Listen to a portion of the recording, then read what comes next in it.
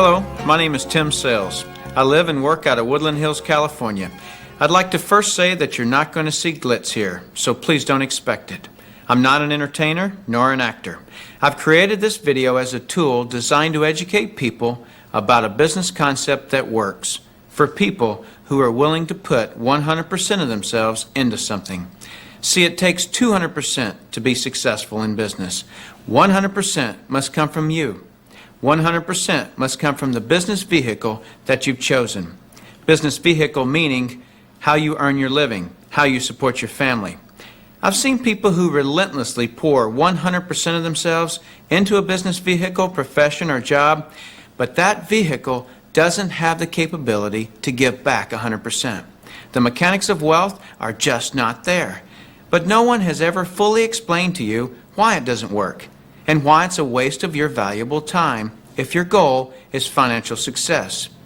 This video is for the person who is willing to put in their 100%. They're only lacking the right business vehicle, the explanation of why it's right, and the evidence that it does in fact work. Even though I say you must put in 100%, that doesn't mean that you have to work it full time. I didn't. That doesn't mean that you have to sacrifice your family time, nor does it mean you have to have prior experience. I didn't. What I'll be talking about over the next hour is a real business, one where a real product or a service gets moved to an inline consumer and a solid company gets built. What you'll learn right here has allowed me and an associate to build a $25 million company. Now, a $25 million company has certainly been done before. However, this was done where no employees were required. No accounts receivable, no accounts payable, no overhead, and very little inventory. Recently, I said those words to a business owner who said back to me, "Sounds too good to be true." My response back to him was that a good enough reason to stop looking? He paused for a couple of seconds and then he said, "That wouldn't be very smart, would it?" What I suggest you do is not just watch this information, but study it.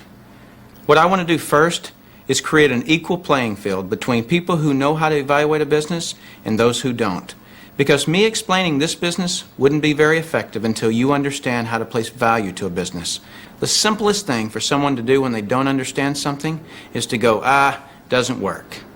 The way I'll accomplish this equal playing field is to give you 4 main principles to look for in a business. Number 1 is a huge expanding market. If you were the best vinyl record producer in the world, would it matter today? No. It doesn't matter how good you are in an industry that's eroding. Number 2 is a unique and consumable product. I'll cover unique first. If you don't have a unique product, then you compete on price and convenience. Who has the best price? Who's closest to the customer?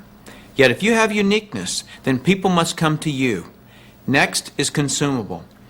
If you have a non-consumable product, you're basically unemployed until your next sell. You want the repeat sales of consumable products. Whether it's every time someone picks up the telephone, connects to the internet, renews a membership, turns on electricity, or gets to the bottom of a box or a bottle, you want those repeating commissions because it can pay you again and again. Number 3 is timing. Primarily here I'm talking about trends in timing. During all cycles of the economy, there are people who are making money and losing money. The makers are the ones in front of large trends. The losers disregard trends. How do you get in front of large trends? You study what creates them. Without any hesitation, in today's society, it's the baby boom generation that creates the largest trends. The baby boomers are a group of babies born between 1946 and 1964. There were 76 million of them born in the United States, 1 billion of them worldwide. Why is this group so talked about? They're 1/3 of the U.S. population and control 65% of all the money. I've likened the magnitude of all those babies to a basketball moving through a garden hose. They reshape every industry they go through. See, if you can predict where this basketball is going down the garden hose, you possess the ability to make fortunes. I want to give you some historical examples of the obvious buying patterns of these boomers. It started with a company called Gerber back in 1940, who were barely known. But by 1955, just 10 years after the boomers were born, they had sold 1.8 billion jars of strained baby food. As the boomers took their first steps, it was Buster Brown and Kenny Shoes. When the boomers went out to play, Mattel and Hasbro got rich providing toys to this young group. In 1957, we built more elementary schools in the U.S. in 1 year just to handle the overflow than we did in any 12-year period before or after. As the boomers went through their teens, Dairy Queen and McDonald's, Kentucky Fried Chicken became billion-dollar companies feeding the boomers. When the boomers moved through their 20s and 30s, which was in the mid-70s, what was the industry to be in? Real estate. Why? Because the boomers had heard from their parents one time too many, as long as you're living under my roof, you'll do as I say. So they wanted their own roof, which created a 15-year real estate boom. And people are still talking today about that great time frame to be in real estate. Then what happened to the real estate market in the late 80s? It began its decline. Why? The basketball had moved through the real estate industry. Another example of this is the U.S. stock market. I heard a stock market analyst speaking on the radio the other day saying that he just couldn't believe that the stock market had had a 15-year rise. Notice the number 15 years keeps coming up. Why? Because the baby boomers were born between 1946 and 1964. And so 18 years separates the front edge from the back edge, a very important number for you. If you look for trends on the front side of the basketball, you get the full 18 years for your products to be popular. That's the reason you study the nose of the basketball. So your business, no matter what your business is to be looking at what industries are expanding or which industries are about to expand. I don't care how long you've been doing something or how long you've been in school to learn something. Are you in front of trends or not? Don't have a loyalty to something just because you've been educated in it. So what are the next trends? Looking at the nose of the basketball right now, it's approaching 53 years old. As a matter of fact, every 8 seconds for the next some 15 years, somebody in this country turns 53. What are their concerns? What are their desires? What are their needs? Health, looking younger, education, retirement, security, and money. Those are some of the big trends. So if you want to be brilliantly compensated, you must focus on industries and companies that have positioned themselves in front of these trends. Number 4 is leverage. I'm going to spend some time on this one. We're not really taught this in our society. We're taught to go get a good education, build a resume, and exchange our expertise for someone's dollars. The problem with that is if we're not exchanging our expertise, we're not making any dollars. So vacation time is costly. A walk around the golf course, costly. Family time, although extremely important, is costly. I'll define the word leverage as an increased means by which to attain something. One form of leverage is investing $5 million and earning 10% interest, which will yield you about 41 grand a month in income. So whether you're enjoying family time or playing golf or vacationing, you're still enjoying 41 grand a month in income. You're leveraging off your money. That's a leverage everyone would love, but very few have it. Let me explain another kind of leverage that's available to everyone, including yourself. Incidentally, if you get nothing out of this videotape than a better understanding of this little simple concept I'm going to explain, you'll have gained something very valuable for viewing it. Imagine, if you will, that you own a company. You employ just one person, me. I work for 8 hours on Monday. You work for the same 8 hours on Monday that I do. Now listen closely. You get paid on 16 hours worth of work because you take a portion of my productivity as income back to yourself. You're leveraging off my efforts because I'm your employee. So theoretically, the more employees you have working for you, the more leverage you have. However, have you ever had employees? If you have, you know that in theory, hiring employees sounds great, but it's very difficult to reach leverage through employees. I've heard it said that if you have one employee, you have one headache. If you have 100 employees, you run an adult daycare center. And the reason being is this: no employee will ever work as hard for your company as you will, because they don't own it. As soon as the boss walks out of the office, it's throw the feet up on the countertop, make long-distance phone calls. When the employee goes to the supply cabinet, they don't grab just one pen. They grab a handful of pens and Post-it notes and paper clips and rubber bands, right? I'm sure you've never done anything like this, but many people do. Here's my rule of thumb for reaching true leverage. If there's one sentence that epitomizes the entire video, it would be this: to have true leverage, you must create a situation where everyone has the same amount to gain. Only then do you have true leverage. Let me give you an example of this type of leverage. Let's say that I'm a real estate broker and I hire an agent named Robert. Robert goes out and sells a building. Robert earns a percentage of the selling price of the building, and so do I, the broker. Why do I, the broker, earn a percentage when it was Robert who sold the building? Well, I did some of the advertising. I trained Robert. I had the initiative to go get my broker's license in the first place. I put up the risk. I did a lot of things.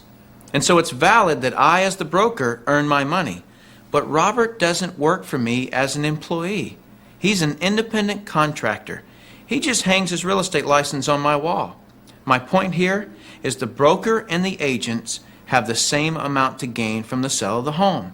It's totally in the agent's interest to earn more money, which is a form of leverage for the broker.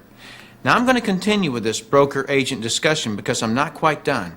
But I just wanted to stop for a second and let you know that that completes my 4 principles of evaluating a business. Let me recap them.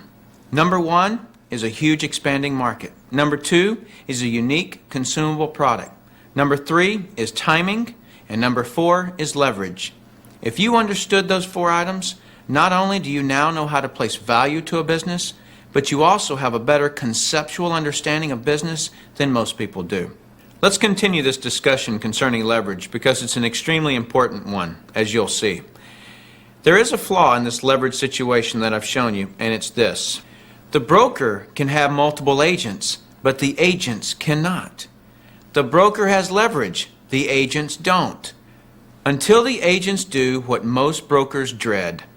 What happens when I, the broker, have been real effective at teaching Robert to be a good agent? What's Robert going to want to do in a couple of years? Be his own broker, right? Is this good for me, the broker? No, because as soon as he becomes a broker, 2 bad things happen to me. Number 1, he breaks away from me and I lose him as an income source. And 2, worse than that, he's now my competitor that I trained. He knows all my good stuff. By the way, this doesn't just happen in the real estate industry. It happens in practically every industry. Have you ever heard the expression, I'm just going to work there for experience? What does that mean? It means I'm going to strip them of their knowledge and then go do it myself. If you're a business owner, how many people have you trained who are no longer working for you? How many people have you trained to be your competitors? Well, this gets worse. Let's say that Robert is now a broker right down the street. What will he do now that he's a broker? He'll go out and hire his own agents. And let's say one of those agents is Linda. Linda also eventually wants to be a broker. So she becomes a competitor to me that I indirectly trained, as well as Robert, who I directly trained. And this continues on and on. I actually created a chain of competitors that I trained. What if we did a whole paradigm shift? Here's where this becomes brilliant. Let's say instead I'm going to empower Robert to become a broker. I want him to become a broker from day 1. See, the only way that you or I can retain a leader is provide him or her with the same opportunity for growth that we have. Hence, an opportunity where everyone has the same amount to gain. So from day 1, I'm going to encourage Robert to be a broker. And when he does, he doesn't break away from me and become my competitor. He shifts from agent to broker, which now allows him to sponsor his own agents. Now, to create an incentive for me, the broker, to always help Robert and his agents, I'm still going to earn a percentage of what he and his agents sell. And shouldn't I? I trained him. I put up the risk and all those reasons I mentioned earlier.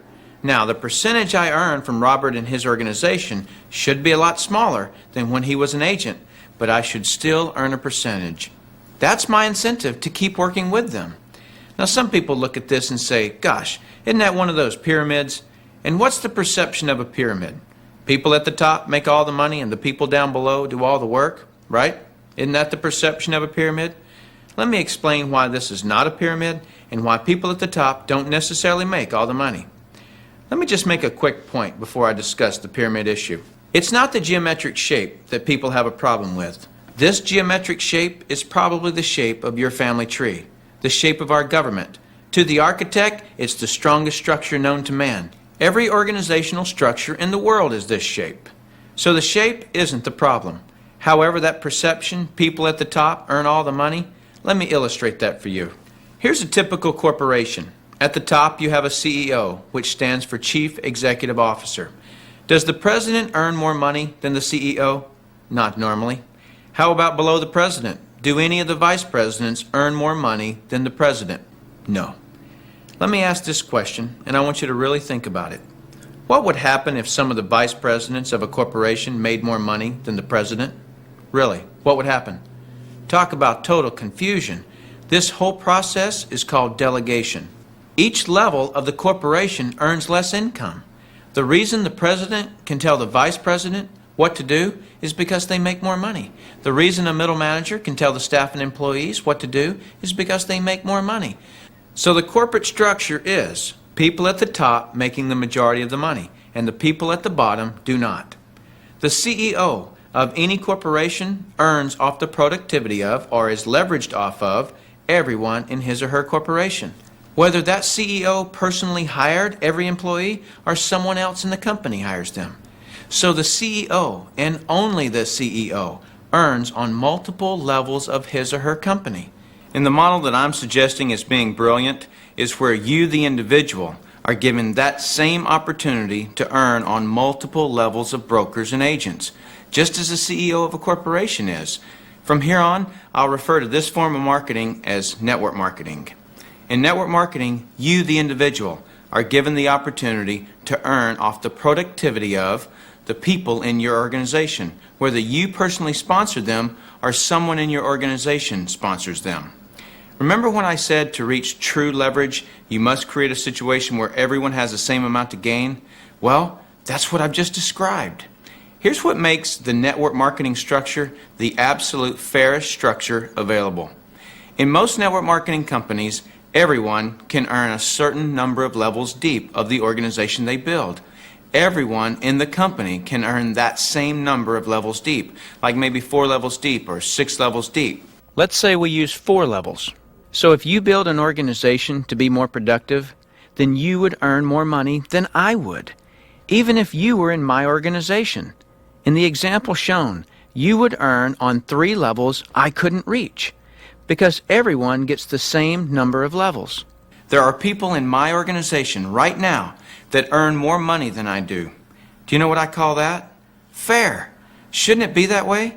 I mean, take any structure. Shouldn't the most productive person in that structure make the most money?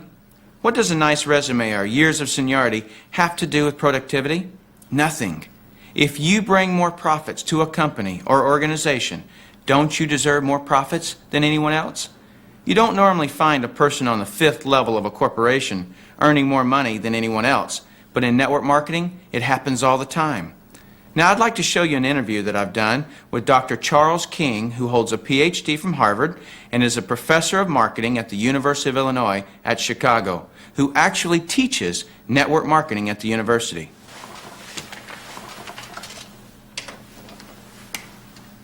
Dr. King, we're delighted to have you here.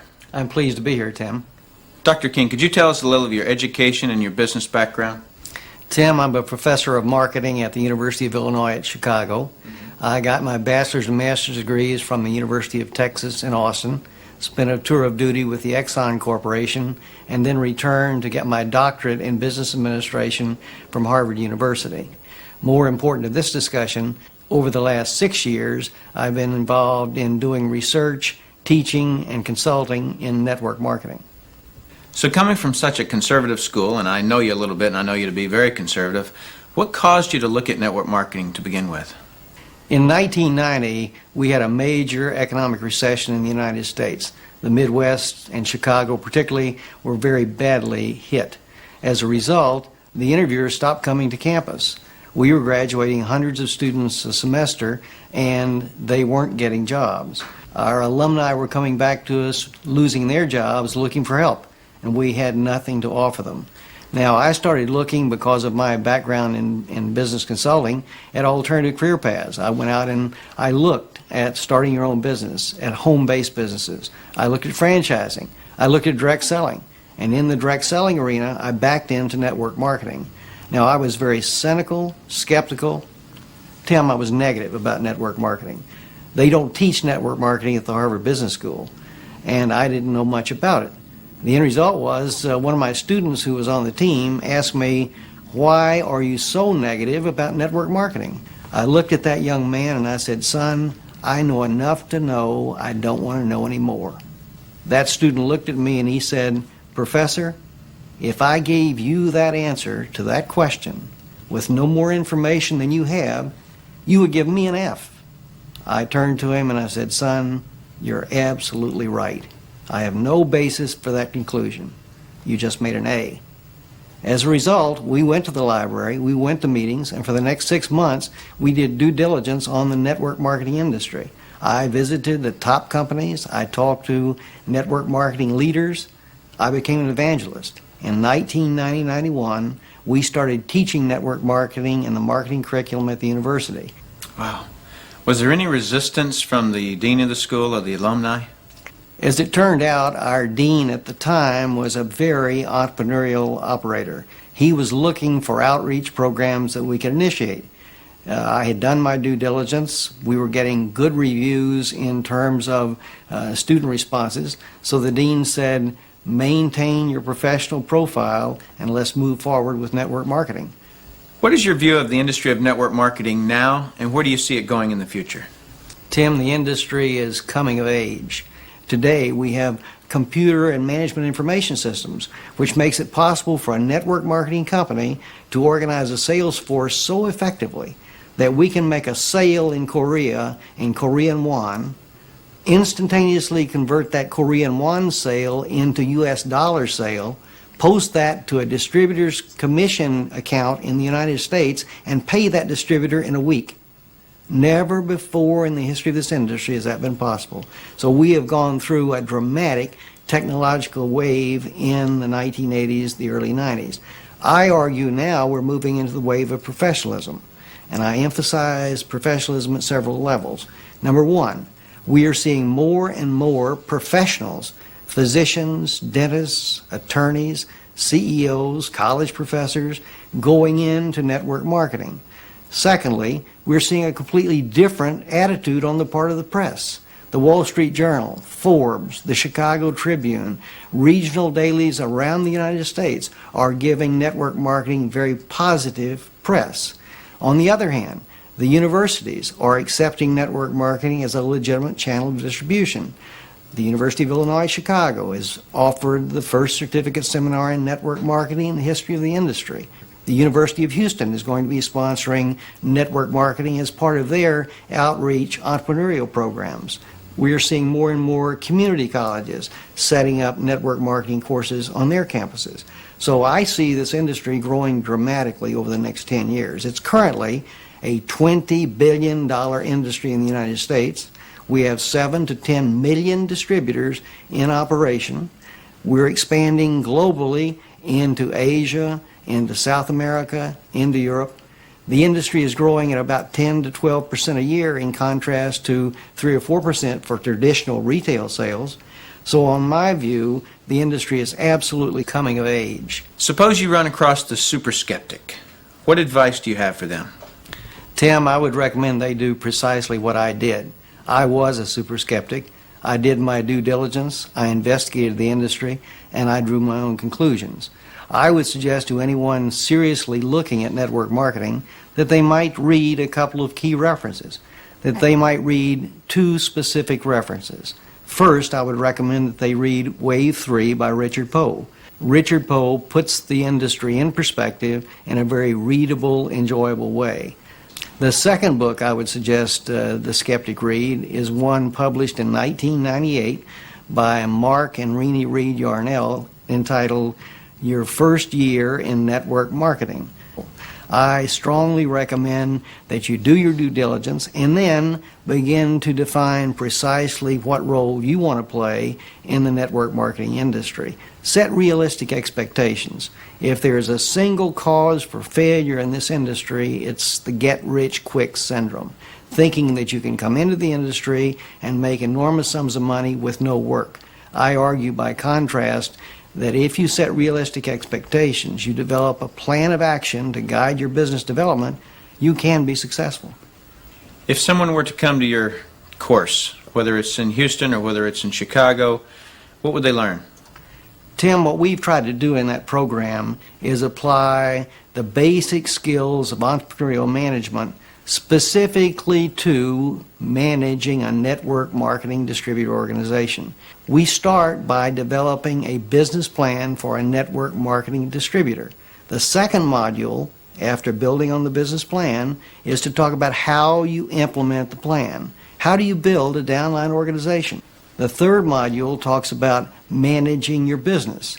From the idea of managing your organization as you start building 10, 20, 30, 50, several thousand people in your group, on into managing your business as a financial profit machine.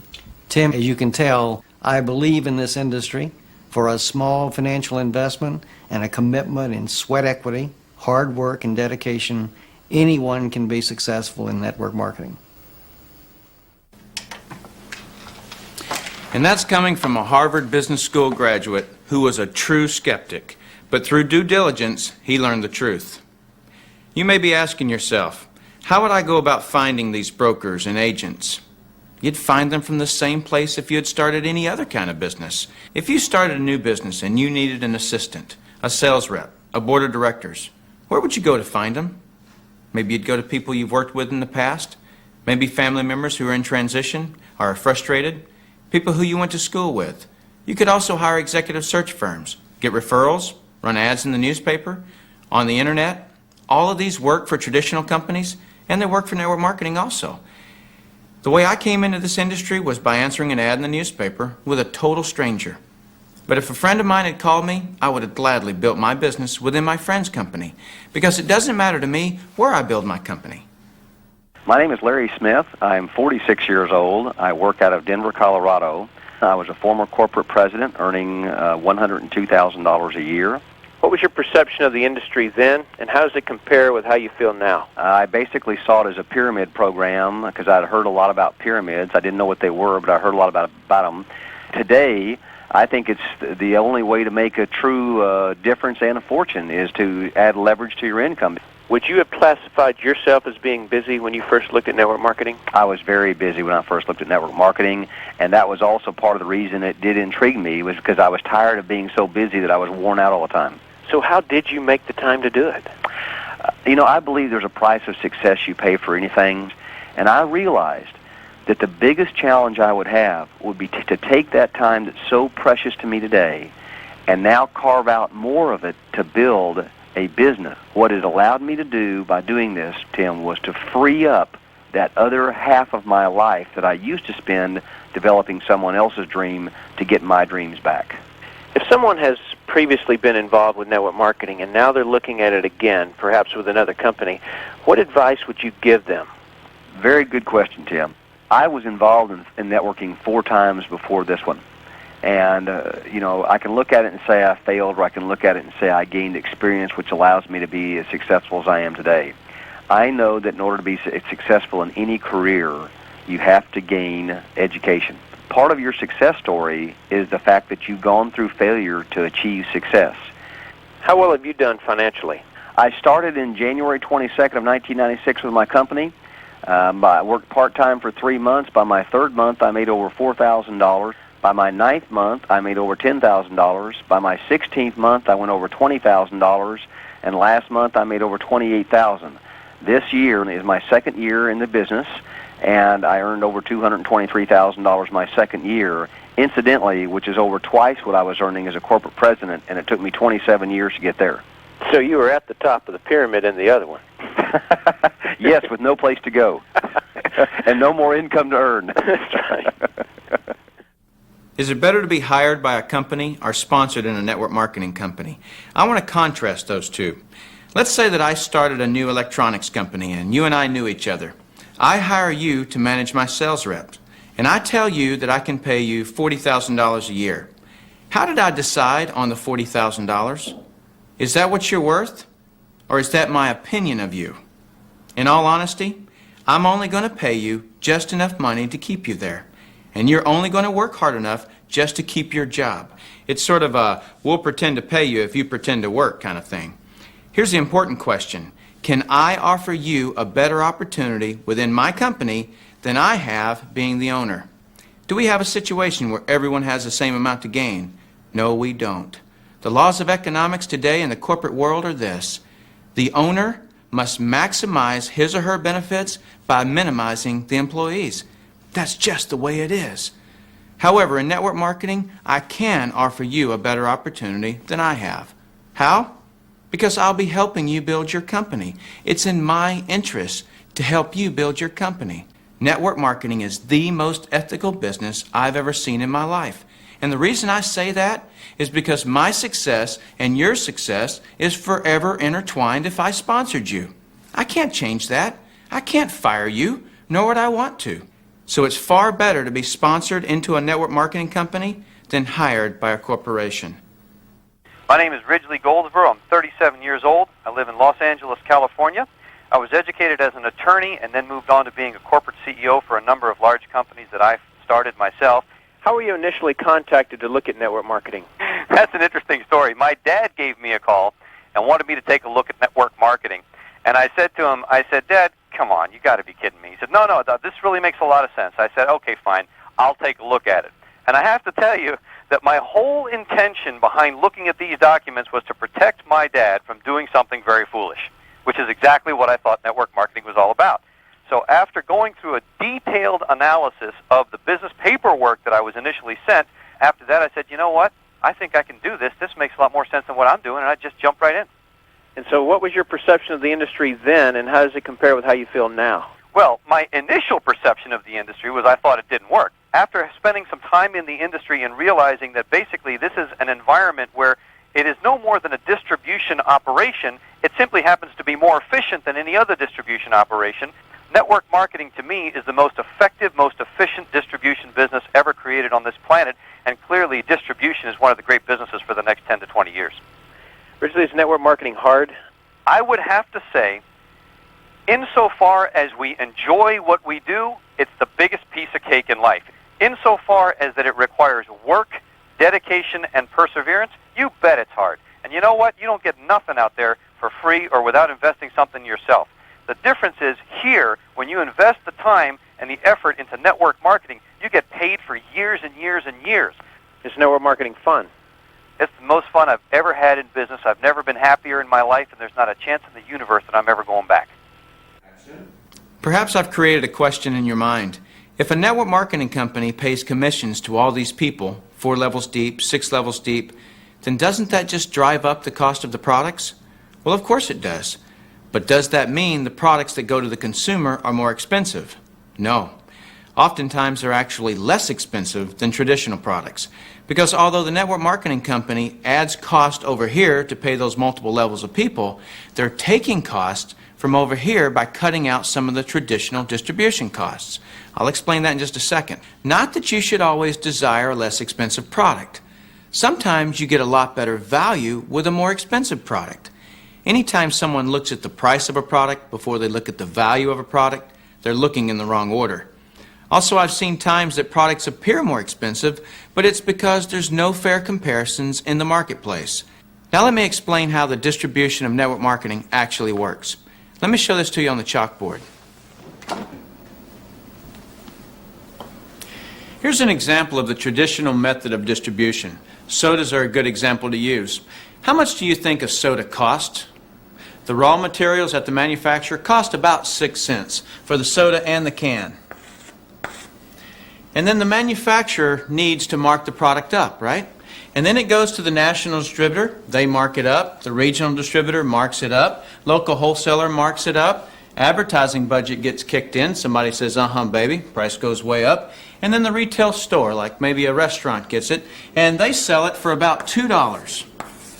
So between 6 cents and $2, that's a $1.94 markup. For this example, I'm going to divide this $1.94 evenly between all 6 channels that marked it up. That's not to imply that the markup on all the products is the same at each channel. It's not. I just want to help you understand how many different channels mark up products. So a $1.94 divided by 6 different channels equals 32 cents that go to each one of these different 6 channels. So 32 cents goes here, 32 cents goes here, and so on, all the way through to the retail. As you can see, in traditional marketing, approximately 85% of the cost of the product is the distribution cost. In other words, getting it to the consumer. And 15% is the cost to manufacture the product or make the product.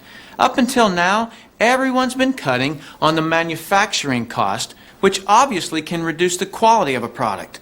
What network marketing does is it cuts the distribution costs. Okay? Now, let's take a look at network marketing. Products start out at the same cost, 6 cents. They need a markup just like they did up here, and so this 32 cents also goes down here. So we'll have 32 cents here. The national distributor is the network marketing company. They are the same, and so the same 32 cents that's here, we'll bring it down here. So the network marketing company has 4 channels of spending to redirect. For this example, let's say they take one of the channels and gives it to the manufacturer to make a better product. That's why many times the product quality is so much higher with network marketing products. The local wholesaler, the 32 cents that's here, we'll give that to the network marketing company and allow them to create a research and development department. Now comes the part you're interested in. The network marketing company needs a way to distribute their products. So they find a distributor. Let's call her Distributor A. The network marketing company says to Distributor A, "Would like you to distribute our product. And we'll give you an incentive, which is the retail profit that the restaurant used to enjoy," which gives Distributor A the opportunity to buy at wholesale and sell at retail. This by itself is called direct sales. Then the network marketing company says, "Okay, we need more distributors." They could go and find more distributors themselves or give an incentive to Distributor A to find other distributors. Who would be the best person to find more distributors? A distributor of the products or the company? The distributor. They're the ones in the trenches. They're the ones with the satisfied customers. And they're the ones with the referrals. And that's just from them marketing the product. There's another way that distributors get attracted to network marketing. Let's say you're Distributor A and you drive up to your brother's house with a brand new car. And your brother says, "Whoa, how'd you get that?" You say, "Well, I'm a distributor with this company and I make a lot of money." So your brother becomes interested because of the business opportunity. So it's logical a distributor is better at finding distributors than the company could be. Now contrast this with a company like Procter & Gamble. Who distributes Procter & Gamble's products? A lot of companies, right? Supermarkets, convenience stores, drugstores. Well, who found all those distributors for Procter & Gamble? Procter & Gamble's sales reps that Procter & Gamble hired and trained. And the sales reps probably received a one-time commission. So instead of the network marketing company hiring sales reps to find distributors for their products, the network marketing company creates an incentive for the distributor to find other distributors. So the network marketing company is basically saying to the distributor, now listen closely, "We'll pay you what we would have paid in advertising and what we would have paid to hire and train sales reps. Plus, we'll give you ongoing commissions from the products that are ordered by the distributors you connected to the company. We'll take that money and give it to you as an incentive to find and train more distributors for our products." So in my example, we've removed 2 of the traditional channels out of the distribution chain. We created an opportunity for the individual, like me and you, to earn income from marketing a product and building a team of distributors, yet kept the price of the soda the same. Now I'd like to show you an interview I had with the president and CEO of a major network marketing company to get his perspective. I have with me here Tom Norfleet, President and Chief Executive Officer of a major network marketing company based out of Dallas, Texas. Tom, thank you for being here. You're entirely welcome, Tim. I know you've served at the executive level of many companies. Could you tell us a little bit about that? I certainly can. You're exactly right. Most of my business background was in traditional corporate America. I was a founder and part owner of a publishing company in Waco that is now the largest religious publishing company in America. I was involved with a company called Success Motivation Institute, which was a management development, corporate development company. Spent a number of years in the commercial real estate business, developing office buildings in Houston, Dallas, San Francisco, that type of thing. How'd you become acquainted with network marketing? Well, Tim, I perceived an outstanding opportunity when the government deregulated AT&T back in 1985. There was a company that had a contract to bring residential and small business customers to Sprint, and determined that network marketing would be a good way to access that. And I was asked to take over the national marketing assignment for that, and we did that and generated about 2 million customers for U.S. Sprint. Recognized then the power of it. Tom, more and more Fortune 500 companies are using network marketing, as well as startups, as well as new people coming into network marketing. Why do you think that is?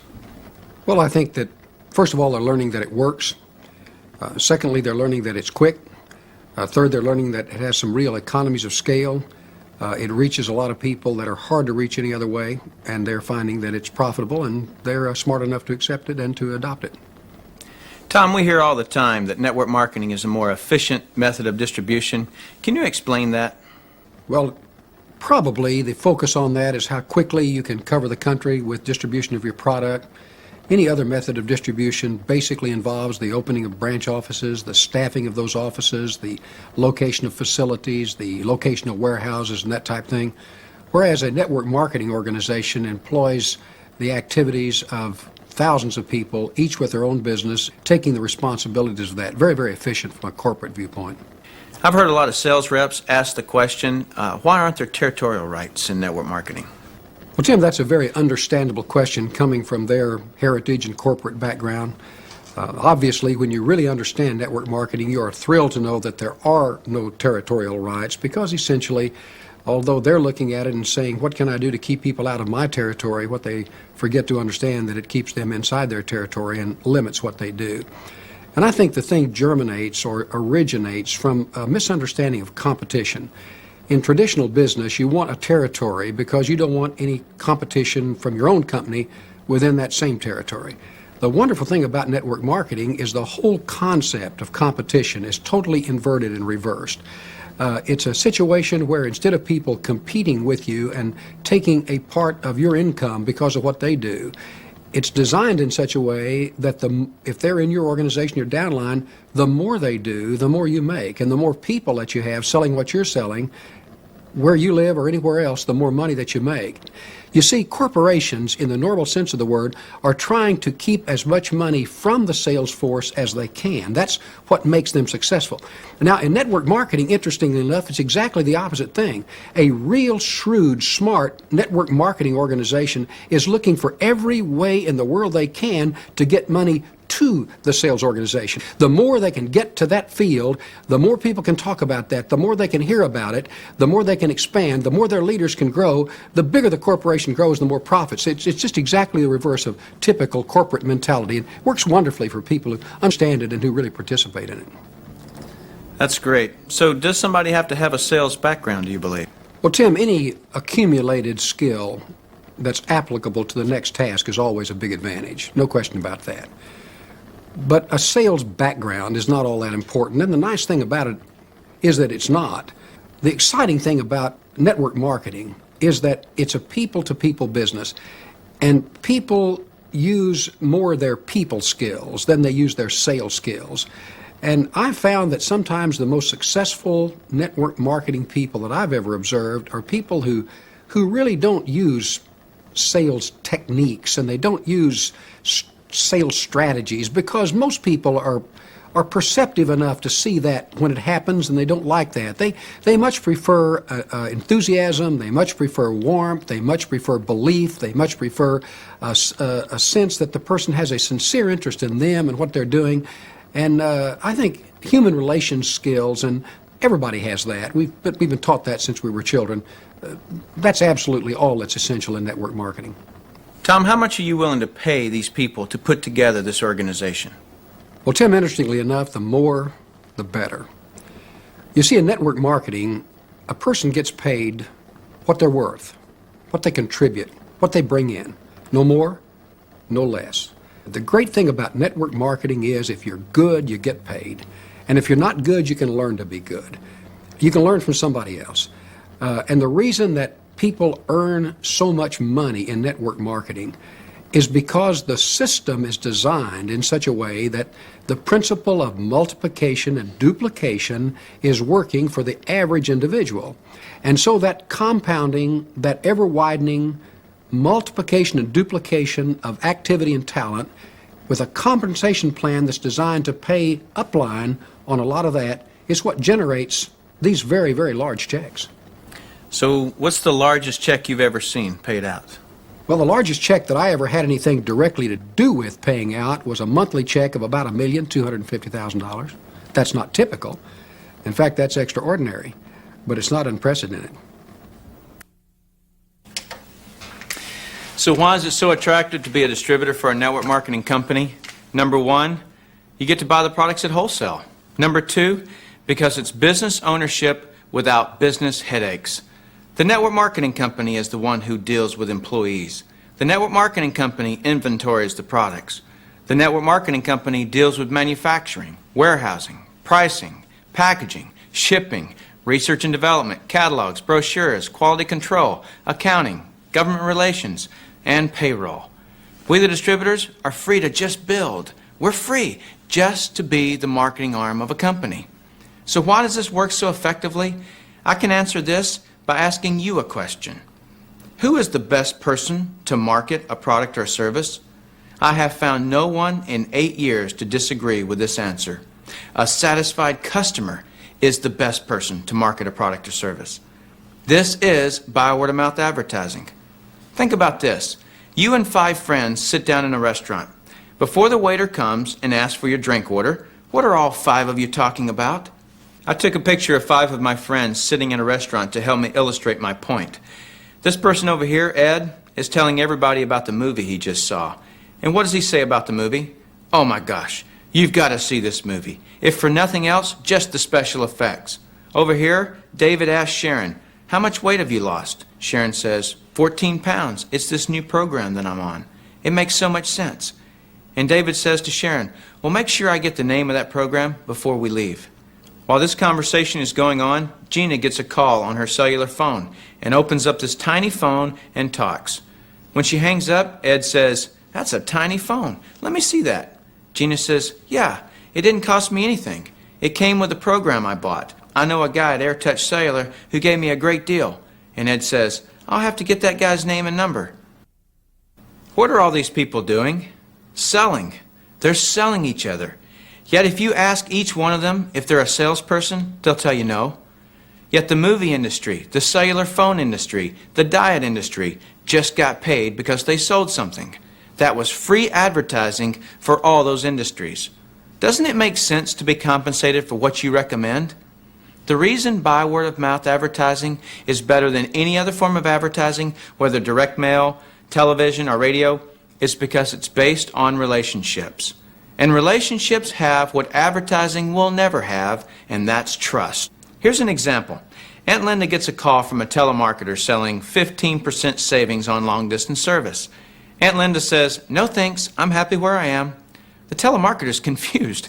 They're like, why can't I give away savings? Trust. That's why. Then Aunt Linda's nephew, Taylor, calls and asks, Aunt Linda, I'm with a telecommunications company that offers a 10% savings on long distance. And Aunt Linda, if you can find 10 people to connect their phones to this service, then you could pretty much have your entire phone bill paid for each month. Plus, it'll really help me in my new business I've just started. Will you switch? No other form of marketing even comes close to that kind of power. I'm Marjorie Seneschal of Newport Beach, California, and I just turned 50 in July. And I've been doing the business for just about 4 years, some part-time and some full-time. How were you initially contacted to look at network marketing? It came quite as a result of my results on the products, because I had been introduced to network marketing in the past, and I didn't think that it was for me. And it was only at the insistence of my best friend of 25 years that I eventually tried the products just to prove her wrong. And I have now enjoyed health for the first time in my life in the last 5 years after 45 years of debilitating illness. That's great. And what is her name? Barbara Quinn. And so do you hold a grudge against Barbara for introducing you to the business? Barbara's in my prayers every night, if thanks. I feel like that I owe my life to Barbara. Resent, no. Honor. How well have you done financially? Well, extraordinarily well. My top earning in my whole life before was $40,000 a year, and that was gutting it out about 60 hours a week. And just now, really in my third year of focusing on this program, my income is going to be about $170,000 this year. And this is just the beginning. I mean, 3 years, I'm only 50 years old. Can you imagine by the time I'm 65? So how many years of sales training have you had?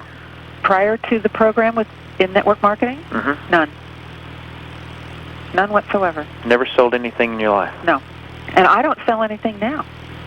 I share my story.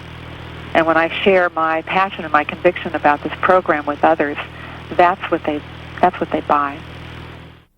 Someone once said to me, "I feel uncomfortable making money off my friends or family." If you have that concern, who do you feel comfortable making money off of? Probably a stranger. So how do you justify earning money off a stranger?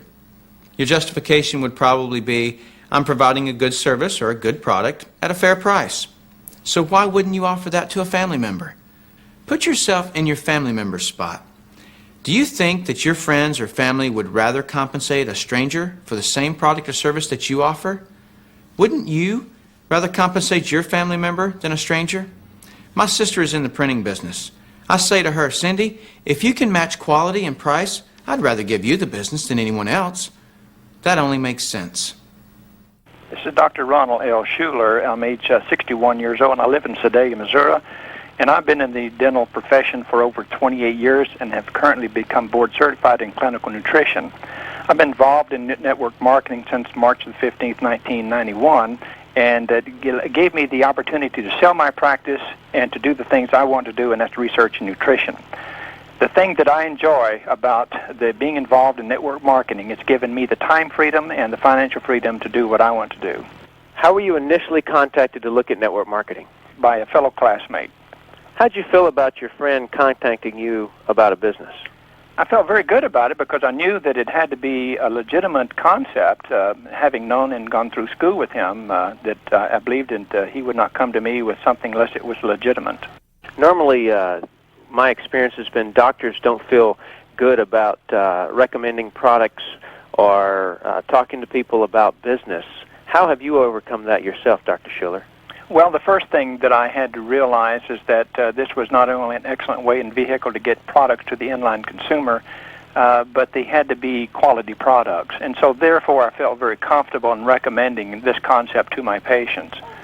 So it was actually after you do the research yourself on the products, then you felt comfortable at recommending them to patients. That is correct, because I think it's the product that is the movement for the force behind this concept. So you didn't have a sales background. What would you say to people who were concerned about not having a sales background going into network marketing? Well, not having a sales background, everybody must realize that, essentially everyone is a salesman, a professional.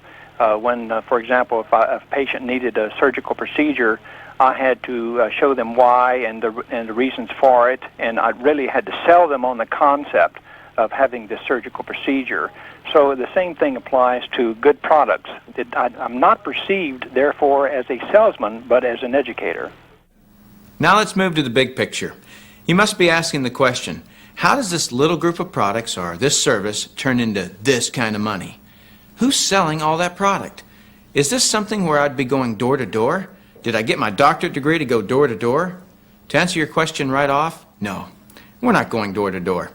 I've seen owners of some of the most successful advertising companies in the world look in amazement at how what appears to them as a onesie-twosie little business can actually be more effective at penetrating the consumer market than one of their $50 million advertising blitzes. I know of 2 network marketing companies that have reached $1 billion in sales inside of 10 years. Incidentally, to my knowledge, there have been less than 10 companies of any kind to ever do that. I can promise you that when I'm done with this discussion on how sales volume moves, even if you're the CEO of a Fortune 500 company, you will become enamored with how efficiently and effectively products and services move in this industry. And it'll probably explain for you why an estimated 30% of AT&T's long-distance service has been taken because of network marketing activity. In 1996, it's estimated that almost $20 billion worth of goods and services moved to this industry in the United States alone. I've also read that companies like Gillette, Colgate, Citibank, MCI, IBM, Toyota, Xerox, Texas Instrument, General Motors, General Electric, and Coca-Cola have distributed some of their products and services through network marketing. Obviously, they've figured out how powerful this distribution is. The way I'm going to explain who's selling the product is in the form of gears that drive sales volume. There are 3 of them. The first gear that drives sales volume in network marketing is exploratory volume. Let's suppose that you like what you've seen so far and it makes sense to you. Your next obvious step is to buy some products or use the service. You couldn't promote a business if you didn't understand the products and believe in them, which is the movement of some sales volume. As soon as you purchase some products, that's some volume that just got sold. Let me give you an example of how this volume can add up. A while back, my partner and I had our company's computer generate a list of new people for that month. We had over 2,400 new people come into our business worldwide in that one particular month. Now, if just a few of those new people that came into our business came in trying products, that's a lot of sales volume moving of just people exploring the business. Just a side note, in every business you have the compensation side and the product side. This video has been exclusively about the compensation side. Without a great product, there can be no compensation. And my intentions with this video is to fully explain the compensation so you really understand it. You should get your product information from the person who gave you the video. Okay, that first gear of volume was people exploring the business. And that gear drives the second gear, which is wholesale consumption. When people try products or services and they like them, they want to continue using them. Look at the way wholesale buying clubs work, like Sam's and Costco's. There you pay $40, $50, $60 and you get their products at wholesale. Now think about what kind of volume wholesale consumption is. That's loyal consumer volume. That's people loving products or people loving the price of products. That kind of volume is solid as sales volume can get. There are about 56,000 people in my organization worldwide. Just for illustration purposes only, let's say they average maybe $5 a month or $20 a month each. 56,000 people times any number is a lot of consumption volume. The third gear that drives sales volume is retail, which most people understand because it's how most everyone does business. Buy low, sell high. Wholesale to retail markup. Well, network marketing has that also. However, that's only one of the 3 kinds of volume. The way we market products is conversationally market them, just like I explained earlier with the 5 friends in the restaurant. Also, another way that I retail products, I show someone the business and the products. And that person may say to me, I'm not interested in the business right now, but I am interested in your products. And so they become a retail customer for me. Now, take a step back and look at what I just showed you. You're not just earning on one kind of volume, like retail markup. You can be earning on all 3 volumes with everyone in your organization. Now that I understand this, I could never go back to any other form of distribution. It's all so inefficient compared to this. Okay, my name is Kerry Daigle. I'm 45 years of age. I'm from Opelousas, Louisiana. My former profession has been promotions. I promoted professional boxing in major concerts across the globe. We were very successful in what we were doing before. We did a lot of shows on national TV, NBC, CBS, ABC, ESPN, USA Network. I've been in network marketing going into my 9th year along with my beautiful wife, Mickey. How were you initially contacted to look at network marketing? I was contacted by an entrepreneur, a friend of mine, who was a multi-millionaire from another industry. I sent him over to my wife, Mickey, so that she could take a look at what he was doing. Mickey and I had been married 1 month. Mickey had a great job, making about $50,000 a year. So my wife of 1 month took a look at what he had to offer, and she quits her job in 2 days. Well, it frightened the heck out of me. I ran over to my attorney, to get more information on the industry. And you have to understand that my attorney was one of the leading, and is still one of the leading creditor and debtor attorneys in the nation, listed in who's who in American law and creditor and debtor litigation and bankruptcy law. And he knows how to dissect companies. He knows how to dissect industries. And by the time he finished dissecting this industry and gave me the information, it shocked me, because he told me, he says, Kerry, your wife's on to something good. You need to pay attention. I recognize you may have seen this industry before. Maybe you've even attempted it. Or you know people who have tried it and succeeded or didn't succeed. I remember a guy when I first came into the business saying to me, I know someone who tried one of those and didn't succeed. He acted as though that should sway me. Of course people fail. People fail at everything. People failed at my high school. The absolute worst thing you could do in your life is compare yourself to people who fail, because you don't know how they approach the business. Did they come in and do it as a profession, or did they come in and do it as a hobby? My point is, you cannot objectively look at someone's success or lack of success as a determining factor of what you'll achieve. This business is just like everything in life. It is what you make of it.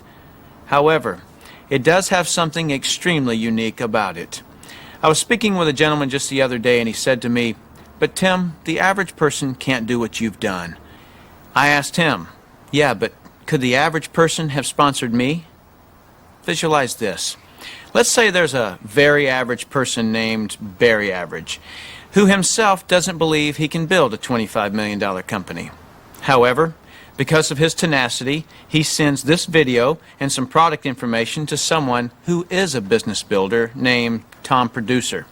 And Tom Producer builds a $10 million organization within Barry Average's organization. See, you only have to be good enough to sponsor a Tom Producer. Barry Average then learns that if he's tenacious and if he just does that enough times, he'll find another Tom Producer. Then one day, Mr. Average, he's not Barry anymore, he's Mr. Average, wakes up and realizes something. He's a Tom Producer, and he always was. That's why this is the greatest business in the world, because it allows the Barry Averages of the world to realize they are the Tom Producers of the world if they just have tenacity. Hands down, the personal growth rewards exceed the financial rewards by a long shot.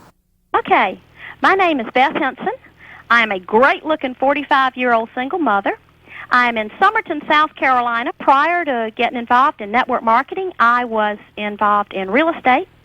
I've been involved in network marketing 3.5 years. How were you initially contacted to look at network marketing? My 18-year-old son had heard about this opportunity through a doctor in the church.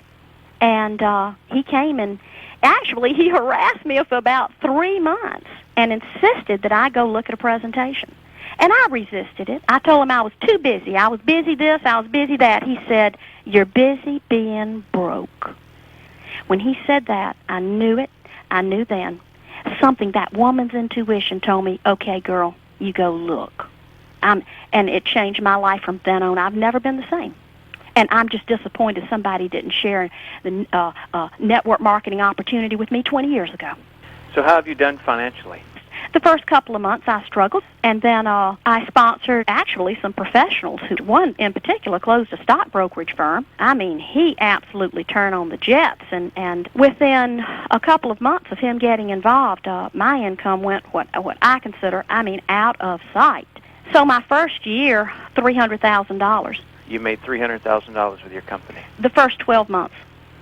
That is incredible. What has it allowed you to have or do that you couldn't or didn't before? Wow. My mom was riding around in a brand new automobile, and she had never had one before. I've refurbished a gorgeous old plantation home. I am in a position now to make gifts and to do different things for my community, for my church, for the Humane Society, just some charities and some things that I wanted to see come about, and it takes money. You know, you can tithe more if you have more. And Reverend Ike said, the best thing you can do for the poor is not be one of them. What this also allows is the very busy professional a way to supplement their income and have the opportunity to sponsor or have someone in their organization sponsor a Tom producer, which gives them choices. My name is Dr. Nasser Sheikh. I am a medical doctor. I'm 34 years young, and I've been in network marketing for approximately 6 years. And how has network marketing changed your life? Well, Tim, it's allowed myself to have choices for myself and my family. All I can say is that every time you do anything, you've got a choice, and that choice can either be determined by yourself or someone else. And the average physician's income, I believe, is around $89,000 a year. We're doing about 3 times the average. We're doing around $25,000 a month right now. Is it hard?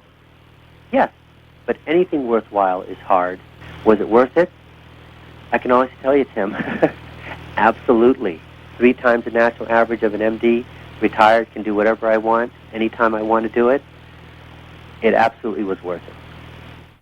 The real question is, can you do this and be successful? I don't know you, but I think you can. How'd you get good doing what you do now? You just kept doing it until you got good at it. If when you get started with this, you find something that you don't feel you're good at, change it. Find books on the subject. Find college courses. It's a lot easier to learn a skill than it is to run from that skill and try to find an industry or job that you don't need that skill in. Face what you're not good at and change it. Confront it and beat it. Think of this. If you went to work at a normal job paying $30,000 a year, and the company you work for came to you and said, if you learn this particular software program, we'll pay you an extra $5,000 a year. Would you learn that software program? What if they said we'll pay you another $10,000 a year to teach that software program to other people in the office? Would you? Probably. How would you do it? Whatever it took, right? Then, what if the company said, we'll pay you an extra $50,000 a year to put together teams of people to train other people on the software?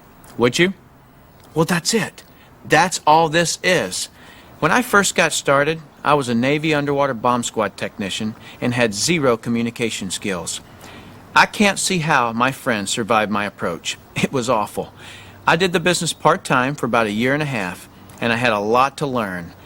But I already knew either you have excuses or you have results. You can't have both. I'm going to be blunt if I haven't already. You're already spending valuable time right now getting good at something. Shouldn't it pay you a huge income and give you total time freedom?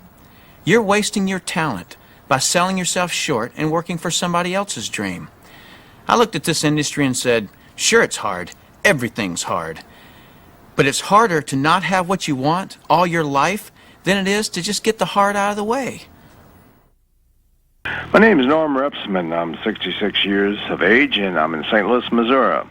And my former profession was I was involved in sales, and I've been in this industry for over 30 years, and it's no longer a secret how much Audrey and I earn. It's excess of $1 million a year. And basically what this means to me is just good health, feeling good, helping others, financial independence, having a lot of fun, and then, of course, total freedom. How has network marketing changed your life? Oh, gosh, financially, from being in tremendous debt and being able just to take care of the family's needs. Anything we want, we can now afford. This whole thing can be passed on to our children. In fact, we've just completed various arrangements with a lawyer that sets the company into my grandson. And after I pass on, this will continue, and the company will continually earn the same amount of money we're doing because they're involved in this, and on to another generation. And really in contrast, if I would have stayed with the corporation, if something would have happened to me, I'm sure they probably took care of my wife as far as 2 weeks' salary and maybe sent me some flower arrangements for the top of my casket, and that would have been it. But it's a wonderful feeling to go to bed at night when you've provided your family with this ongoing security. By the way, if you're the kind of person who needs everyone's approval before you can do something, you probably won't get it. How many truly wealthy people do you think got wealthy with everyone cheering them on? Better yet, anyone cheering them on. Probably none. In Napoleon Hill's classic book, Think and Grow Rich, his research revealed that fear of what others would think was one of the top reasons people didn't achieve financial success. In my own research, I've found that if you actually make a list of the people's opinions you're worried about, it's normally less than 5 people. Could you really allow 5 people to stop you from having what you want for the rest of your life? Plus, it's normally not even true friends, because if it were true friends, you wouldn't fear what they'd say or think, because a true friend would never discourage you from anything. They'd only encourage you. Believe me, I had my share of people who wanted to protect me, but I knew none of those protectors were going to pay for my child's education or my retirement or the things that I wanted out of life. One other thing, please don't base your perception or decision on outdated information. Just because you've seen this industry before or even tried it before doesn't mean it hasn't completely changed. I've met hundreds of people who had seen network marketing, even done network marketing 1, 3, even 20 years ago, who have rejoined a company and made a lot of money with it. Today, network marketing companies are making so many dollars available to distributors that it has now become a true profession. My name is Joe Rubino. I'm from Boxford, Massachusetts. My former profession was dentistry. I was a dentist. I've been in network marketing for 6.5 years. We've been able to more than double our dental practice income, providing us with an income of about $40,000 a month. Why do you think more professionals are now coming into network marketing? Well, like myself, most professionals don't own their lives. We had a staff of 15 people plus 5 doctors in our office, and so between overhead and staff management problems and just the limitations of having a job that you had to go to, which if you didn't go there for any reason, either because you wanted to take some time off or because you were disabled, your income stopped. And so what network marketing provides as a possibility is the ability to own your life and to really do those things that you want to do, living totally out of choice as opposed to having to do anything. Okay. What did your spouse think of you looking at network marketing? Well, initially my wife Janice felt like I did, not knowing much about the industry, that it could be immoral or illegal or at least a distraction from my dental practice, which we both felt at the time was the only way that I knew how to make money. So she was skeptical at best. How does Janice look at it now? Janice now, like myself, thinks that it's the greatest thing in the world. It's given us both our lives. We travel around the world. We have thousands of friends in just about every city in the U.S. and Canada, and we've traveled around the world just having a good time, doing things that are in line with our life purpose, which is to inspire people to their greatness. And it's just the most empowering, fun-filled industry that I can think of. The reason so many people are coming into network marketing is because people want control of their life. They want a quality of life, and network marketing offers that. I hear people all the time complaining that they're too busy or don't have enough time. People act as though time owns them instead of them owning time. What do you mean, not enough time? That's the only fair component in the equation of life. See, not everyone starts with the same intellect. Not everyone starts with the same amount of money, but everyone has the same amount of time in a day. Have you ever noticed that there are people who, with 24 hours, earn $10,000 a year? And there are people in the same 24 hours who earn $10 million a year? Let me explain the difference. I've heard people say this phrase: it's easier to just do it myself than try to get other people to do it. Whenever I hear that phrase, I know that person just nailed their feet to the floor. All they can do is expend their time, not invest their time. Here's a secret. Wealth is hidden from those who must do it all themselves. Wealth exposes itself to those patient enough to train others. When you understand the power of educating and empowering others so that you get more done, you're truly on your way to wealth. Now, with that understanding of the importance of training others so you get more done, look at network marketing, and you'll see why I call it brilliant compensation. In network marketing, you're actually making yourself unimportant to the creation of your income. Because in network marketing, what you teach and train others to do is duplicate what you do, which is to find and train others. This is actually multiplying you, because you're teaching them to sponsor and train other people. That's why I say, next to your spiritual growth and your family, there is nothing in the world you can do that will reward you better than investing your time in network marketing. Let me illustrate something to you that is so profound. What's the maximum number of hours you could work in a day? 24 hours, right? So if you didn't sleep all day, you could work 24 straight hours. What if you didn't sleep for a whole year? You could actually work 8,760 hours in 1 year. But that's the maximum number of hours you could work in a year. Now, I want you to remember back when I explained to you that I have 56,000 people in my organization worldwide. Well, let's suppose that all 56,000 people work just 1 hour out of a year. 56,000 people times 1 hour each equals 56,000 hours of work that I'm being paid on. Well, for most people to earn on 56,000 hours of work, they'd have to work for over 6 years, 24 hours a day without sleep to put in the same amount of hours that I could in 1 hour a year. Let me throw in something really ridiculous.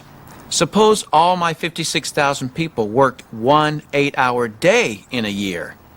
56,000 people times 8 hours is 448,000 hours I'm being paid on.